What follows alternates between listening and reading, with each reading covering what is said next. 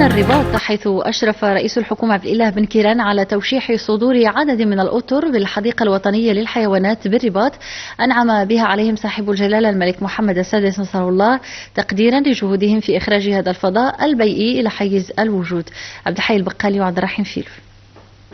توشيح صدور هؤلاء الأطر من أعضاء المجلس الإداري للحديقة الوطنية للحيوانات ومهندسين وتقنيين يتقدمهم المندوب السامي للمياه والغابات السيد عبد العظيم الحافي بأوسمة ملكية من لدن رئيس الحكومة السيد عبد الإله بن كيران،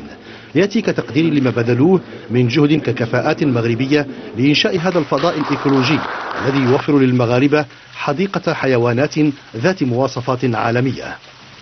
نعتقد باللي اليوم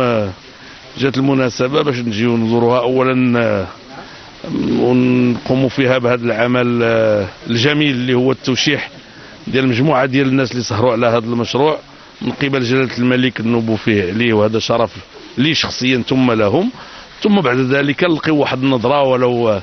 قصيرة على هذا المنجز اللي كيشرف الوطن.